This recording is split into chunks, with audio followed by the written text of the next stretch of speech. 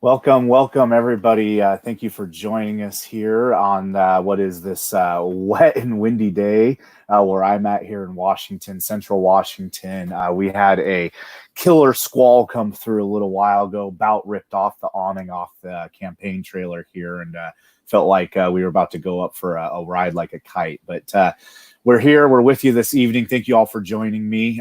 This is going to be the 12th edition of Be Free TV, where you know it. We'll be talking about freedom and freedom-based solution to the government-manufactured issues that we see harming everybody's lives on a daily basis. And as you know, we've been really touching base on government reform regarding healthcare, insurance, and even some election reform that I think is really important to go over. And today, we've got a real special guest. We're going to lean into everything libertarian here in this live stream today. I'm excited to bring a presidential candidate for the Libertarian Party, Mr. Dan Taxation and Theft Behrman. He's running for the Libertarian Party nomination, which should be coming up here in a couple of days. So welcome, Dan. How are you? And tell everybody where you're calling from. I'm calling from Mexico, actually. I'm running for president of the United States from Mexico. How often do you see that? That's the craziest thing. Go ahead. I've been curious about this. Fill me in, because I followed your pages for a while now, but you're one of those libertarians I just haven't gotten a chance to know very well. So what's going on? So I'm not. I am running for government, not from it. I'm not here to get away from the law, but I just love traveling, and so I met my wife in Los Angeles. We moved to Texas. And from there, I was like, let's move to another country. And I was actually looking in South America. She's originally from Mexico, so this was kind of our compromise. For now, of course, I'm still trying to keep moving. I'd love to. My dream world is to live in another country every 2 years. So we'll see. Well, you could definitely get me on for some travel. I could use a hotel though. Traveling here in the campaign trailer can be a bit tiresome, but that's cool. So we got that in common. My wife is Mexican as well, actually. So we got that libertarian bond there also. Well, awesome. Those Mexicans, they're coming across the border. They're taking all our husbands. Right. She took me freely, I might add, without force and with pure consent, unlike many things government does to us. Oh, man. It's a healthier relationship in my campaign trailer than pretty much anywhere in government. But go ahead, and what I always like to ask is and to fill people in, one of the reasons why I'm running for office is to encourage others to become more involved. I was apathetic for a long time. I know so many people are. A lot of people don't vote because they realize that the politicians do one thing, say another. And, one of the reasons I think it's important to get involved is so we can expose what's happening, right? We can't fix the things that are happening in city council meeting and council or county council meetings and things of that nature, unless we're there, unless we're present and we're holding them accountable. So tell everybody, Dan, what got you involved in politics specifically? And then what maybe moved you from an activist to somebody that's, I believe, run for office before, and then, of course, now for president?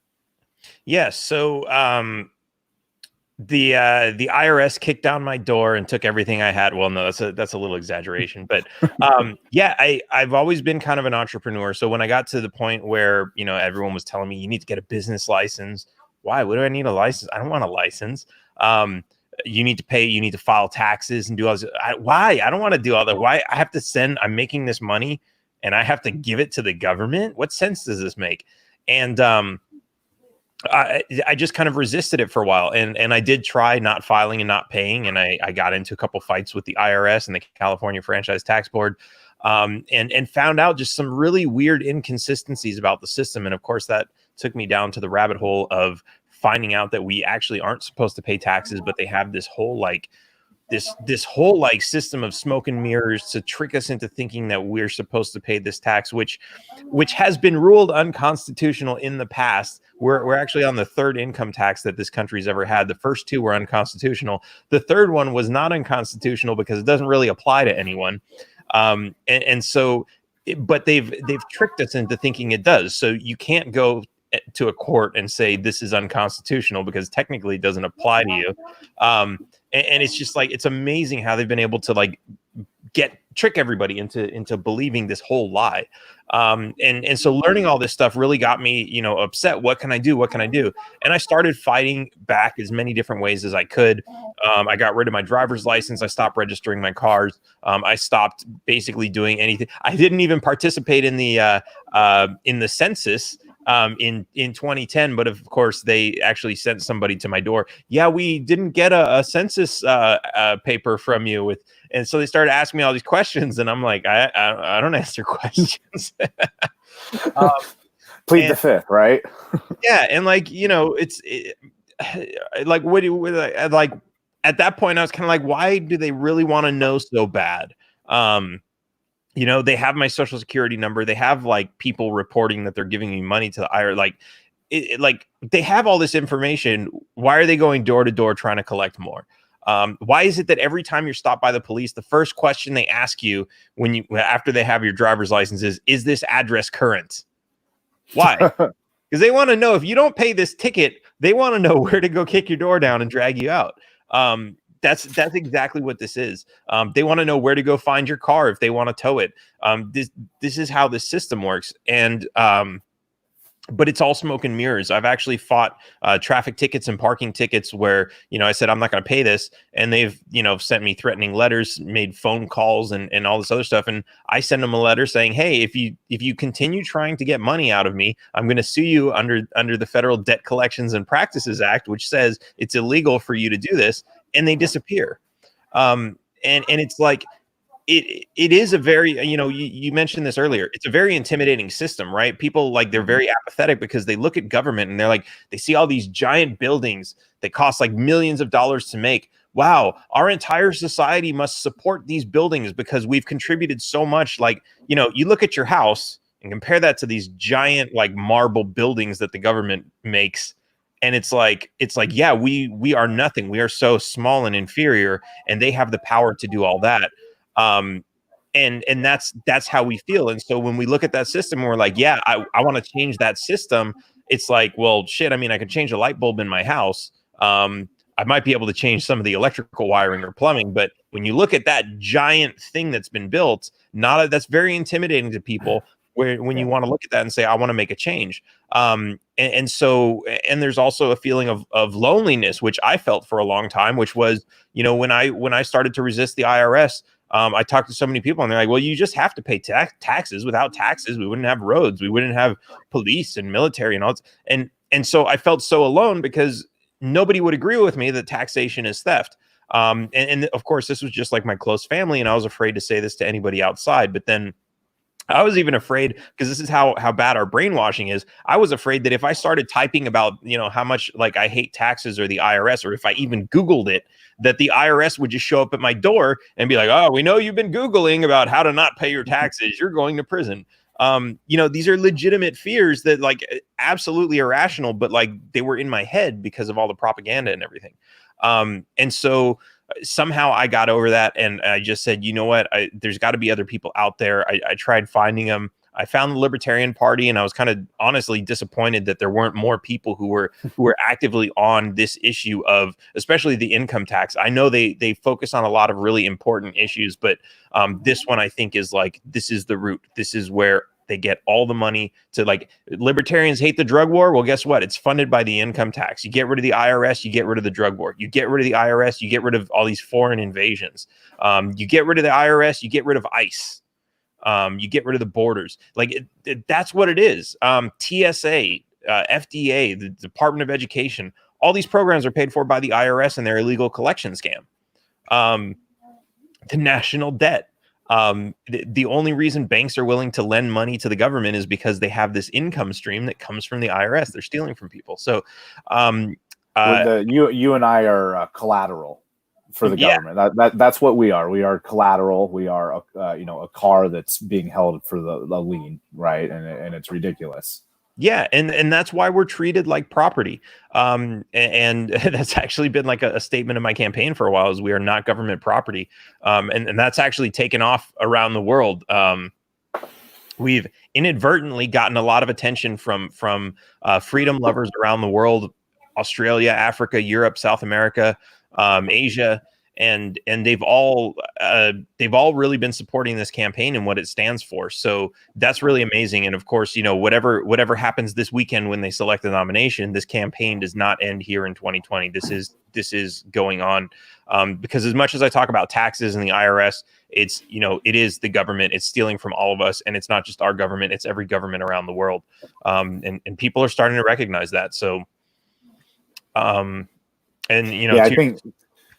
Especially as the economy is crashing now and people's budgets are going to be even tighter. And for the first time in a long time, even local municipal governments are going to have to slash some spending. And the key is making sure they don't also increase taxation to offset their deficits that they've helped manufacture. So, well, and that's like there's so many things about that. There's, you've got the Democrats and the Republicans raising and lowering taxes. So if you think they should be higher, you'll side with one. If you think they should be lower, you'll side with the other. But at the end of the day, they have you fighting over how much they're going to take from you that year, but they're still spending the same amount. So if you get the guy that lowers the taxes, he's still putting it on the credit card that you're going to have to pay when the other guy gets in and raises the taxes.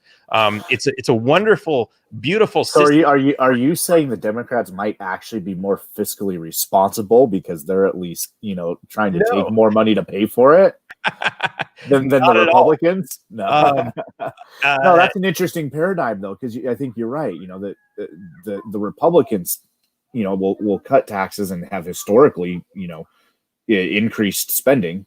Just that's a fact. So they're driving up that gap even more, but at least the Democrats keep taking a little bit. So maybe, I don't know. Interesting point you made there. Ridiculous as this.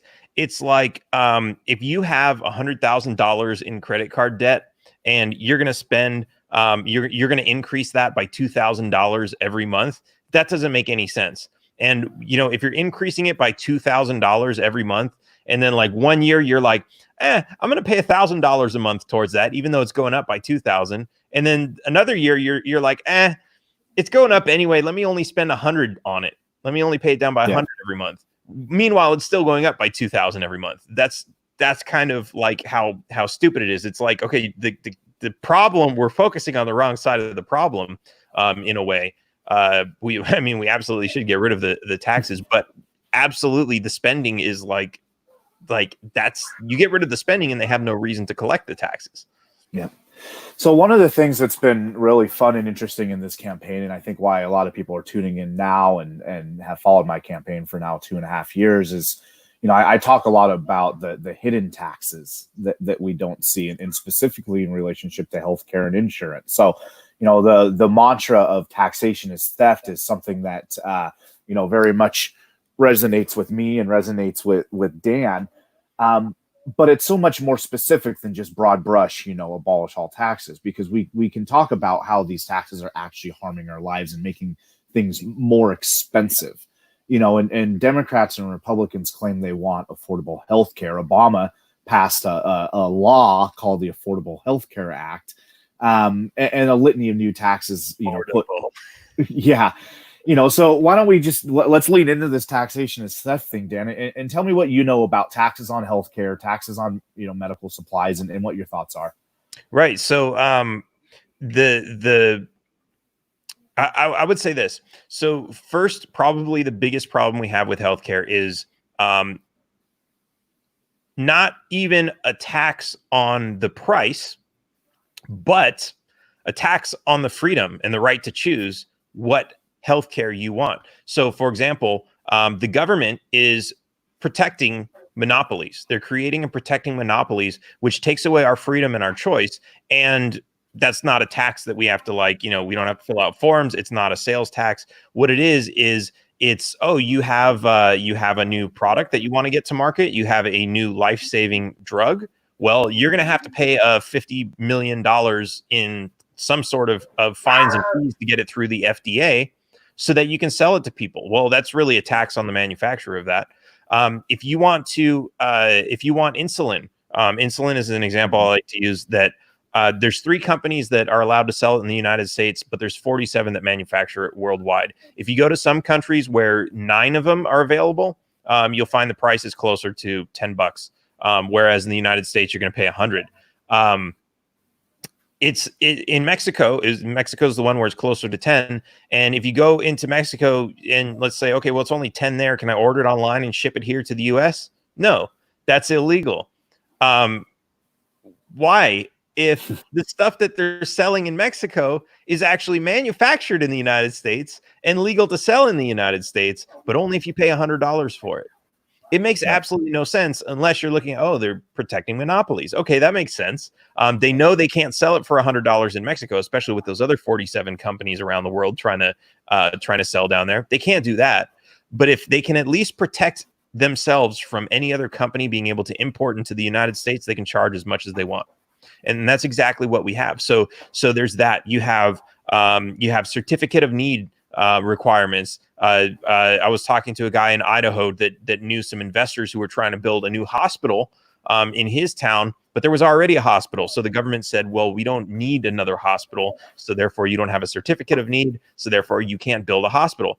And now all of a sudden we're in a COVID-19 pandemic where they're saying, our healthcare capacity is too low. What are we going to do? We'll tell everybody to stay indoors and take away all their freedom. So are you saying that wouldn't have been necessary if we had more healthcare capacity? And are you saying we didn't have more healthcare capacity because the government was telling us we didn't need more hospitals? They didn't let the market decide. That's how ridiculous this is. So all of these things, of course, when you have fewer hospitals, you have fewer choices, which means longer lines and higher fees that they're going to charge. And when you have mandatory insurance, well, if everybody has insurance, nobody's going to be paying cash, which means when you go to the doctor, they're getting paid no matter what. They can charge as much as they want. So the hospital, a lot of doctors won't do this, but a lot of hospitals will just say, well, yeah, make something up, add a bunch of numbers add a bunch of line items. And this is what they do. They add a bunch of crap on here and they send it to the insurance companies, and you got to pay it because you got a contract, you got to pay it.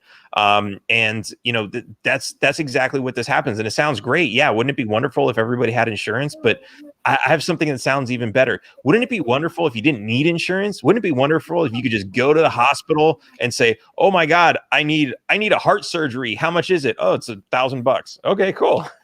Yep. Wouldn't that be amazing?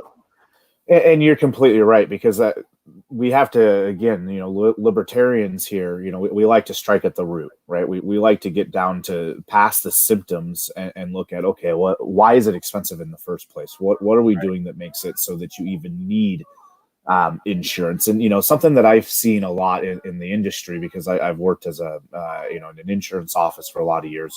One of the reasons why I'm running for insurance commissioner is, you know, we live in a society now where so many people are really paycheck to paycheck, or maybe month to month, you know, maybe just 2-3 months in the savings account at best. Right. And that's why with this COVID, you know, lockdown crisis, you know, people's budgets are being, you know, stripped right now. But because of that, a natural reaction is people don't have money to pay for claims, right? Whether it's a car claim. So you see the average claim here in the state of Washington is actually less than $2,000. And it's because people are paying $200 a month for something, and then they don't have more than maybe $5 or $6 grand in savings. So to take $2,000 out of it when they could just file a claim and pay $500, it's just easier. It's cheaper. It makes sense in the short term. But you know, we have to do things to reduce the cost of living, and that's something that you don't hear about anymore. You know, right. Who running for president outside of the Libertarian Party is talking about, you know, the cost of living? Like, what do we? They talk about taking money from somebody, And elaborate Right. on that. You go. Well, yeah. So, I mean, like, I haven't heard any of the Libertarian candidates talk much about it. I mean, I have heard them talk about eliminating some of the issues on the cost of healthcare and some taxes and some other stuff. But I actually came up with an entire platform called the New American Dream that's based exactly on that, because we like you said, we live in a society. We have this society now where people are 87% of America is in debt. Nobody owns a home. The average American buys their first home when they're more than 30 years old, 30, 31, 32. And they take out a 30-year loan. That means you're almost going to be 65 by the time you finally pay off your house. You're going to start receiving Social Security, and that's barely going to be enough to pay your property tax. We have so many people who never make it that far, and they're renting for all of their lives, which is just throwing money away. And why is that? Why do we have this system? It's the FHA has come along, and it's another government program that has increased the cost of buying a house. It's turned banks that were only able to cautiously lend for 5 years now able to lend for 30 years because they're backed by the government's insurance policies. So now 30 years of debt is what you get, and the banks are making a killing off of that, and we're stuck in a lifetime of debt. And because of that, we're spending more money on interest. We're spending tons of money on property tax. Even if you're renting an apartment, you're paying property tax. That's built into your monthly rent. And if you are renting, you're throwing money away because that's money that you should be investing in your own land. And then there's inheritance taxes. If your great grandparents had a house and they had land, that probably is in somebody else's hands now that would have been passed down to you, but it's been taken away through inheritance taxes or income taxes and all these other things. Property taxes sometimes are just like, Yep. oh, well, we can't afford this house anymore. We can't afford the property tax. It's cheaper to just go rent because other people build houses. Your price, your property value goes up, and you just can't afford the rent, the government rent anymore. All of these things contribute to this, and it's really pretty simple. All we have to do is get rid of the taxes. I mean, if everybody's in debt, wouldn't people be able to make more payments on their credit cards if they weren't paying income tax? If they actually got to keep all the money that they earned? If they didn't have to spend, 40 to 60, if you're renting 40 to 60% of your rent is going to property tax, wouldn't you be able to use that money towards paying off your credit cards? And then once your credit cards are paid off, wouldn't you then be able to start saving money? Wouldn't you be able to buy your own land or your own house that you wouldn't have to make payments on every month? This is the mentality that we've come into, where we expect to be dependent on on our paycheck. And that's how we're taught in school. I remember in high school we had a budgeting class where they were teaching us, oh yeah, so you get a job, this is your monthly paycheck. You should spend 30% on living expenses, 20% on entertainment, 10%, like all this stuff. They're breaking it down, and I'm like, okay, that's cool. But now it's like, wait a minute, what happens when that check goes away? What happens when the economy fails? And yeah, we just had a booming economy. Everyone was making a lot of money. Unemployment was so low, but then all of a sudden it gets taken away. A booming economy is never permanent, but we're taught to believe, oh yeah, as long as we have the right president in office, it'll always be permanent and we won't have to worry. It's never permanent. We should always have something to fall back on. And when we're all living on 30-year mortgages for our house, and we've got anywhere from $500 to $5,000 a month in property tax, like what are we really doing? We're giving all this money to the government, and we have to continuously try to buy back just to keep what we've already worked so hard to earn.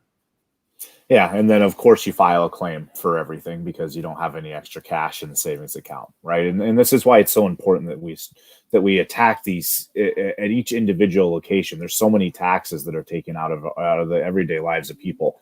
I was actually out on the campaign trail. I have been forever here now, it feels like, and I just went and got some aspirin one day, and I just I was leaving the store, and I was like, I wonder how much the taxes were on this, because this is kind of my topic. And I looked down, of course, oh yeah, 80 cents in taxes. And I was like, so the government wants to take 80 cents of my money because I have a headache.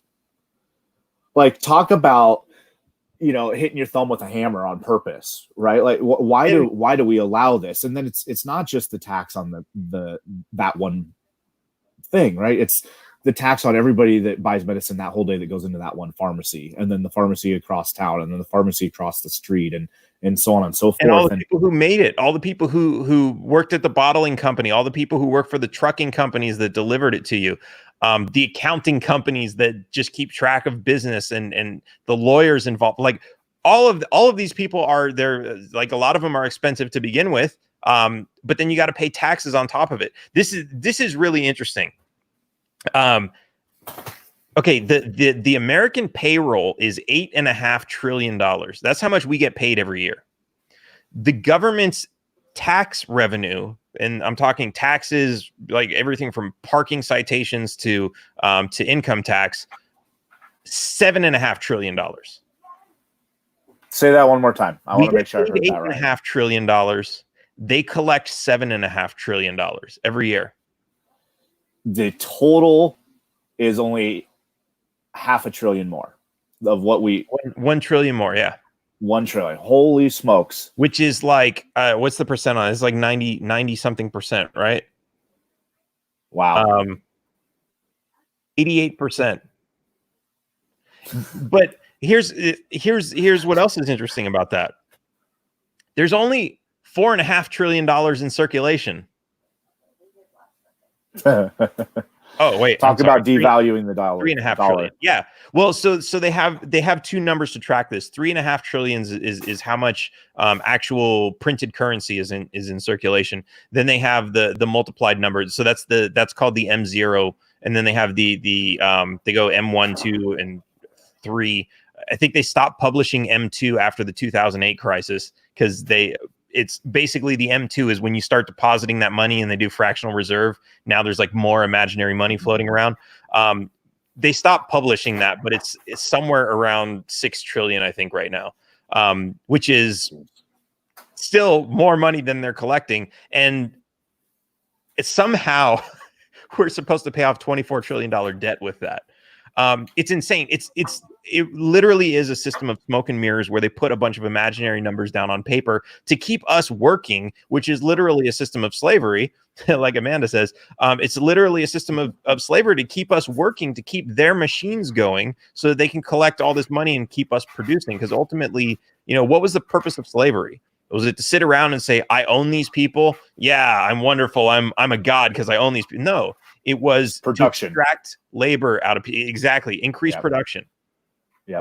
Yep. And you think everybody knows that, but there's, and they do, I think, but there's a complete disconnect in the fact that, your taxes is your labor, right? That's the fruit of your labor. Well, yeah, that's the thing. If you're in debt, right? If you're working paycheck to paycheck, what are you going to do? I better get a job. What if so this thought rolls through my head every now and again is, I think of a barter society, right? Let's say there was no money, for example, and it was just barter, right? You grow apples, I grow bananas, we trade. Government would still take our apples and bananas. They'll literally take food off your table if they didn't have something else to take. And it's disgusting, and it needs to end. I try to expose this on insurance and healthcare because it's so important because, it affects everybody's lives daily, right? Literally, the sheet your grandparents could die on are taxed. The bed that people pass away on in hospitals are taxed. The people, like, literally, to think that the government is taxing you while you're dying and then going to tax your estate later on after you're dead. It is just disgusting and appalling to me. So I think it's absolutely paramount that we start abolishing these taxes because it's a control that's immoral over our lives. And the idea that they're going to tax your medication so that you can stay healthy and not have a headache, or they're going to tax your insulin. They're going to tax the doctors that create the insulin, or they're going to tax the doctors that provide the treatment. If the doctor that's providing you your annual checkup for your family, right? You got your family medical practitioner up the street, right? And you got your mom and your dad and your 2 kids that go see him a couple of times a year, right? And if the government takes 25 to 30% of just off the top in income tax, and then the state government takes a couple percent or whatever the marginal rate is at for like a B&O tax, right? You're looking at just overhead on a doctor visit going from $100 to $150, right? And you extrapolate that over a couple visits over a year for a couple people in your family, and now you're talking about, instead of maybe $1,000 a year medical bill, now you're pushing through $2,000, and that's just pure extra government cost that's making things more expensive. And when these are like fixed costs like this, so like we talk a lot about the income tax, but that's in relation to your income, right? So if you make a lot of money, then sure, you can, like, $200 is nothing when you're making 100 grand. But when you're talking about a fixed amount, right, a $50 tax every time you go to the doctor, for somebody that's earning 100 grand, yeah, that's nothing. But for somebody who's earning closer to 20 grand, that $500 a month is a lot. Or sorry, that extra $50 is a lot. And it's going to add up to, different things. And we see the same thing with vehicle registration, right? You know what? Let's see. Do I get a new tag on my license plate, or do I feed my family this month? Well, if you feed your family, the government's going to come back around and say, wrong choice. Should have paid us for that sticker, because now we're going to take even more money from you. And so now it's like, okay, well, let's see. Do I feed my family this month, or do I feed my family for the next 2 months, or do I pay now the fine on top of the new registration?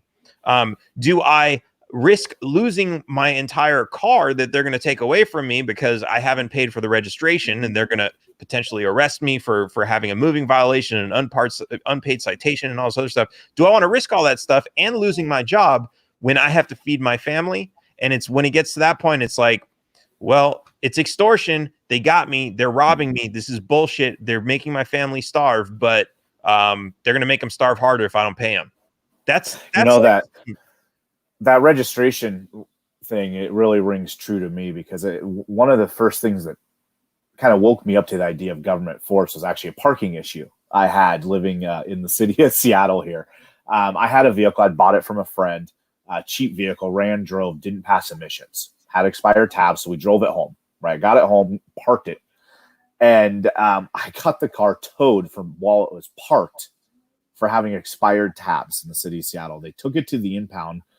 I had to pay $250 to get out of the impound, plus the $86 ticket, right? That's close to $300 that now I can't go use to fix the car, to get it to pass emissions, right? Which now the car doesn't even have to pass emissions here in Washington a decade later, because they abolished emissions in Washington, right? So it's so arbitrary. Like, well, all of a sudden now they flip the switch. No, that's not necessary now. But like, dude, you stole my car from me 10 years ago.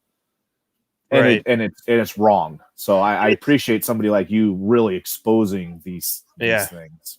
And what you said is also really important too, because when those laws finally go away, like I hear this, it's usually like in the education area, but like somebody basically says like, oh, well, I've been paying for my vehicle registration and for my emissions inspection for the last 30 years. And now I don't have a car anymore because I'm retired. I don't use my car, whatever. But so now all these other people are going to be driving on the roads that I paid for with my emission fees, and they're not going to have to pay emission fees. Is that fair to me? And this scenario makes more sense in I guess with college education, right? Where people are like, no, I paid for my college education. Now you want to, like, all these people took out all this debt and you want to take all their debt away. I had to pay mine off. It's like, okay, yeah, but because you got screwed, you want to screw everybody else.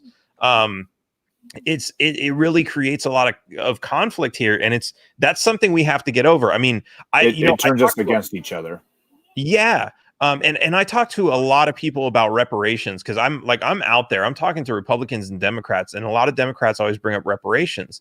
And it's really interesting because it's that same kind of thing. It's like, do you want to perpetuate oppression, or do you want to fix the system that we have so nobody's being oppressed? And they take that as saying, wait. So are you saying, because I say, well, if you want reparations, you have to steal it from one person to give it to another person, because unless you can prove who actually took from you in the past, where are you going to get this money to pay for the reparations? You're going to, if it's everybody that's going to pay the tax, then you're stealing more and you're creating more oppression.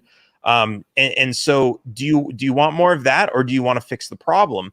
And we have to focus on fixing the problem. And they like to turn that into, wait, so are you saying we should just forget everything that happened? And no, of course we don't want to forget everything that happened. There were like some really, really nasty things that happened throughout history. But you also have to recognize money's not going to fix that. I mean, if somebody was arrested for murder today, could they just say, "Oh, well, yeah, I took the guy's life, but here, it's okay. Here's $1 million. It's good. We're good now." Money doesn't fix it. It doesn't bring them back. It doesn't. And so, a lot of people like to try to relate this into money, but it's like we have to realize, no, this is, there are absolutely terrible things that have happened in history, but to use that as an excuse to continue bad things going on to people who weren't even involved in that is just creating more conflict in our society. And we have to be able to overcome that. I mean, you look at what's going on in the Middle East, right? With Israel versus Palestine, or, whatever else is going on out there where people like there have been wars, and it's always been like, well, this guy just launched a strike against us, so we're going to launch one back, and it's back and forth and back and forth. Who threw the first stone? Like, can we really trace that back? Does it really matter? Are they even still alive today? Or can we just 10,000 stones later? Yeah, it's like, can we just say, okay, look, a lot of really bad shit has happened here. Can we like, we don't want to forgive this. We know a lot of really bad things have happened, but can we at least save our future from having this perpetuated into eternity? Can we at least say, okay, look, let's fix it. We don't have to forget about the past, but we can at least stop doing what we've done in the past. Yeah. And thank you for the perfect segue, because, perpetuating a broken system is something that I think, libertarians, makes us ill to think that we'd want to perpetuate what's going on right now. And that takes it away from policy a little bit and more into the realm of government specifically, in the way, mob rule is what we have right now. And two-party rule, which is oftentimes feels like one-party rule, because they oftentimes look very similar in what bills they pass. The idea that the two-party system has so much control over elections, okay, that we got a couple minutes left here. This is something that's really important to me that we continue to expose. So let's chat for a second about two-party elections and presidential debates here, as you're running for office of president and as a libertarian third-party candidate. Tell the people briefly about the Commission for Presidential Debates, why libertarians hate it so damn much, and kind of what your thoughts are if you were our nominee, for how you would go to war over it. Yeah, so that's a really great question that's come up, and I'm of the mindset that if I had the nomination, I would go there, and I know some of the other candidates that I'm very good friends with who stand for this cause would. We would go there, and we would do whatever it takes to get the attention that we deserve, to say, hey, there's other options out there. I get that it's a lot of people like to say it's a private organization, but America doesn't really know that. And in a way, that's sort of a type of fraud, isn't it? I mean, if you're basically on TV saying these are your choices in the American election, in the United States presidential election, these are your choices. Isn't that a lie? Isn't that fraud?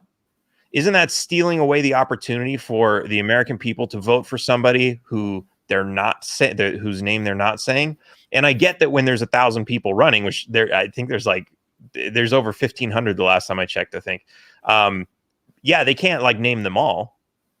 But by the time we have nominations from the major parties, could they at least not name them? Could they at least say, oh, Trump is running, Biden is running, and 1,500 other people, or Trump and Biden and three other people, three other parties have nominees and a bunch of write-ins? Couldn't they say something like that? But they don't mention it at all, and that is really a fraud on the American people. When we live in a democracy, right? Which a lot of people don't like that word just because it implies the majority rule, which is still imposing bad laws on people. But we're supposed to at least be able to collectively decide, what direction things should be going. And it doesn't work if there are people saying, hey, the government should not be abusing and oppressing all of us.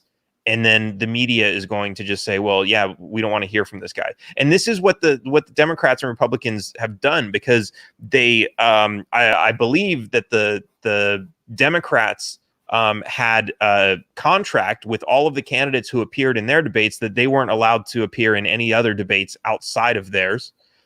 So let's highlight that for a second for this looks like 16 people watching this. Say that one more time. How do those contracts work? So, and correct me if I'm wrong, but from what I understand is Bernie Sanders or Tulsi Gabbard or any of these other people, we've had debates with different parties and we've invited some of them, but they have contracts. They're basically non-compete contracts that say, if you want to participate in our debates, you're not allowed to participate in any other debates. And I can absolutely see the same thing happening with, Joe Biden once he gets his nomination, and Trump once he gets his nomination, saying, hey, we're going to put together this massive series. Because remember, compare like the Libertarian Party, where we've got, a million different organizations. All the state affiliates are having their own debates at their conventions. We've got all these podcasters having debates on their conventions. Everyone's free to go wherever they want, and everyone's having debates. When's the last time you saw like Tulsi just say, hey, you know what? I want to debate Bernie Sanders or somebody that I disagree with? Why haven't we seen those? Because those weren't part of the master plan of the DNC's like centrally planned debate platform. And that's totally fine within their party. And I think the Libertarians would be better off if they did something like that, because it's more entertaining for the audience, which means we'd get more media coverage, would get more people to pay attention to all of this, rather than being scattered. But this is the same thing that happens once we get into the inter-party debates. And if we left it open to say, maybe, okay, look, we're going to have something like this, but we're still going to allow competition, especially if you're going to debate people in other parties, that would be fine. But what the main reason that this is here is for two reasons. One is big organizations, big money organizations like Democrats and Republicans know there's value in intellectual property. They want to control all of that property, right? When you watch an NFL game, the NFL is selling the rights to those games to every station that gets to air it. And they'll say like, okay, if we want to air this on one channel, we'll make a contract with you, especially if you're airing it in other countries. It's not always ESPN or something else. We'll make contracts that we'll sell it to your station, and we're not going to sell it to anyone else's station, so you can have exclusive rights to it. This is how this works. And that only works if you have exclusivity on the whole thing. Imagine if the two teams that played the last Super Bowl said, well, yeah, we're having this Super Bowl, and that's really great, but we're also going to play a second game, the same teams, just to have like a rematch, and it's going to have nothing to do with the NFL itself. We're just going to get together and do this. The NFL wouldn't allow that because they wouldn't make any money off of it, right? So they create all these contracts to prevent competition, and that's exactly what the Democrats and the Republicans are doing, except their profit is not necessarily from ad revenue like the NFL or all the other stuff that they sell. Oh, there's definitely some ad revenue going into that organization. I mean, you can see Southwestern and Anheuser-Busch. So I think we'll start exposing that more in coming days. But go on. But their main source of income is the money that comes in to support those candidates, and they can only do that by controlling that power. If they lose that power, then they lose all of their money. I mean, think about it. If everyone stopped watching football, how much money would the NFL make? None, because their money comes from people watching their games. How much money would the Democrat Party make if everyone stopped voting for their candidates, and if they stopped winning elections? How much money would they make? How much money would all these corporations be willing to give to Democratic candidates, knowing they're not going to win? Not a whole lot of money. So this is why they work together to protect this monopoly. They're both, like you said, they act like they're two wings of the same bird. They act like they're the same party. But they have this control over this power structure, and that control is extremely valuable, and they don't want to share that. They don't want to give that up with each other, but 50% they understand is much better than having only a third and letting a third party in to take another third. So they're working together to keep us out. And I think it's important that we expose this, because people generally accept the idea that multiple ideas in a conversation is good and healthy. And the system that we have is really, like you said, the left and the right have signed contracts with each other, saying that they're not going to debate anybody outside of outside of those two groups. And what that means is somebody like an Andrew Yang, right, who's maybe getting really popular and wanted to debate a libertarian candidate, that he simply can't. And why I think this is so key that we stop perpetuating the two-party system, and one of the reasons why I've walked away from both. I walked away in 2010 before the walk away movement was even cool. I wish I'd coined that and made some money on it or something, but I guess Candace Owens gets all that, all that fame. But the politicians are also doing this willingly. So it's not just the parties, the candidates are doing it, and then even the down ballot parties aren't calling it out. And I want to see, and I have friends that run for office as Democrats, I have friends that run for office Republicans. I need you guys, if you're tuning into this or you see this later, I need you to start calling out this hypocrisy, because it may not be a violation of law or rights, but it's definitely, a violation of what democracy is supposed to be, and what the founders intended, which is a healthy democracy in our republic. And we have to, I need you guys, Democrats, Republicans, we need you to call out your parties and say, like, no, you should debate the Green Party, you should debate the Constitutional Party candidate, you should debate the Libertarian Party candidate, and maybe not all of them, and not everybody has to, but don't be afraid. Encourage those other politicians to be brave enough and bold enough to have a debate with a libertarian. I just had a debate last night, and the 40-year career politician Democrat incumbent refused to show up. Right. And it's because he's comfortable and he doesn't have to show up. And if I was his supporter, I'd be disappointed in him. And so we need to have higher standards. And there's so many things outside of taxation as theft that libertarians stand for, and not perpetuating this obviously broken, corrupt control point over our life. And presidential debates is definitely one that we need to continue to expose. Absolutely. Awesome. Well, go ahead. Excuse me. To add to that, I think there is, there is a disincentive for anybody to speak out. And I mean, we see that in any organization, right? Like if you have a McDonald's employee that says like, oh yeah, we're cooking up rat meat and burgers, they're not going to have a job very long. And I think the same thing applies to anybody within within that party. I know I've been extremely critical of the Libertarian Party in some ways. And what is great about that is that we are a very open community, which basically means we don't kick people out because they have opinions, even if they're offensive to the way that we're doing things. We understand that anybody who says anything is really a valid concern. Of course, there are limitations to that, like when it comes to racism or violence or threats or that sort of thing. They have censured people, but for the most part, they are very open to these types of conversations and discussions, and they're very open to taking on and challenging Democrat and Republican candidates. But of course, like you said, they're very comfortable. They don't need to, and they're probably pretty scared because they know that, like, all we have to ask is like, okay, how are you going to pay for it? You're going to steal more money from other people. Like our system is our principles are very, founded in solid, logical understandings of what the government is, and theirs are just all like fantasy and unicorns and fairy dust. And, yeah, exactly. So ponies, as ponies. Another candidate likes to mention. No, that's excellent. And libertarians want to step outside of that. We need to stop perpetuating the system. And I encourage my friends, to run for office as independents, run for office as Greens if you're left, or, if you're Republican, maybe run as a constitutionalist if you think it's healthy, right? We can decentralize this political structure and have a bigger voice, which is going to make our lives, heard,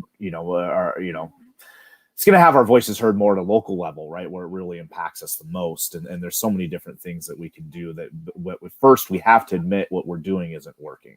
And right. Dan, I know you admit that. So thank you.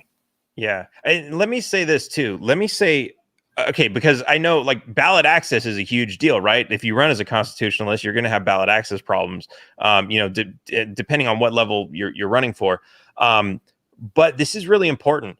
It really doesn't matter if you win. If this is the way I see it, the government we have was created by people wanting what the politicians were selling us. Oh yeah, we're gonna make sure you get all this free stuff, and we're gonna fix the, like, oh yeah, okay, yeah, it sounds great. We're gonna believe your lies because it sounds great. And when we want this stuff, and because we don't realize that like they can't do it, or they have to do it by stealing from us, or we're they're gonna put shackles on our ankles just to be able to give us what they're promising.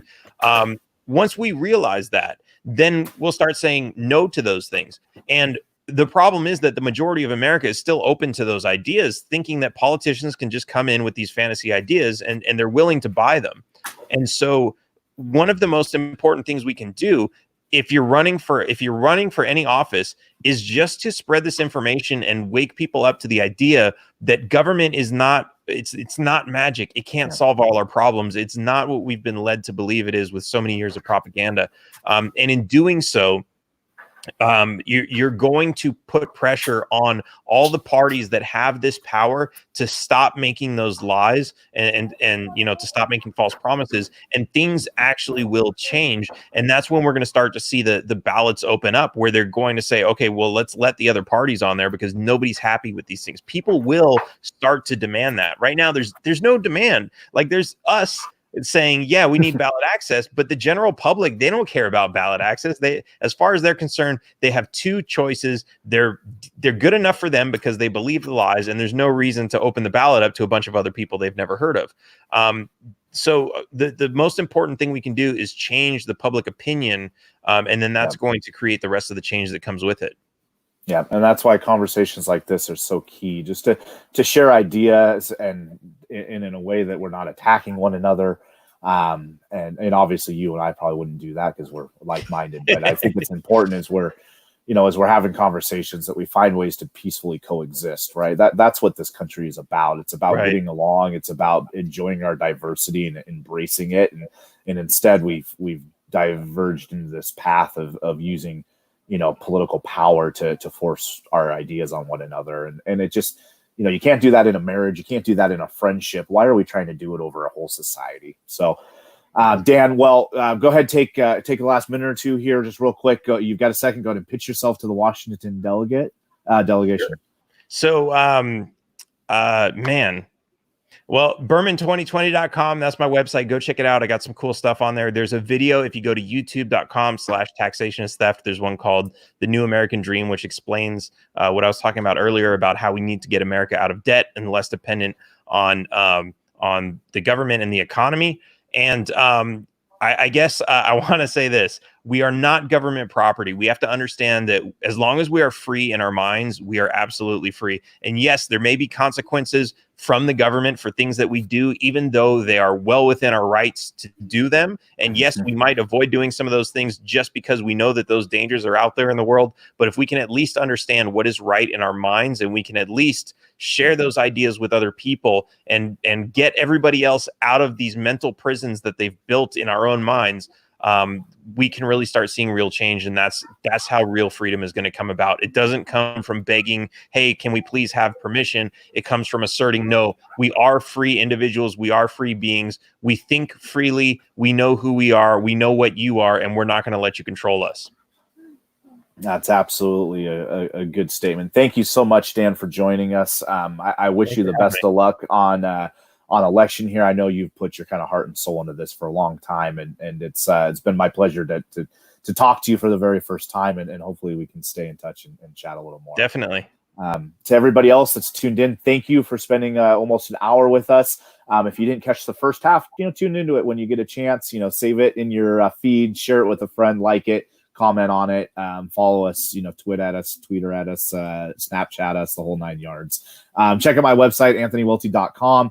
Buy yourself a Be Free t-shirt, get yourself a beer koozie. We got bracelets, we got yard signs. Help propel my campaign for state insurance commissioner into election day. I'm running against the longest standing career politician in the state of Washington. that doesn't even want to show up and to debate me because he's scared. And the Republican that showed up is not fit for duty. That was proven obvious in the debate. I cannot wait to get those clips out. Point being, I need your help. Donate to the campaign, buy some cool swag, help propel us in the future. And in the meantime, don't forget to be free. Thank you so much.